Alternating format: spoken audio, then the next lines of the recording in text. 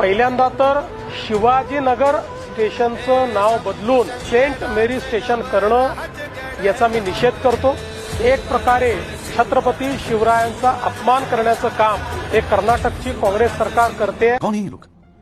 याचं मला दुःख आहे, पण मला याचं नवल वाटत नाही, कारण छत्रपती शिवरायांना अपमानित करण्याची परंपरा ही काँग्रेसमध्ये जवाहरलाल नेहरू पंतप्रधान असतानापासून आहे।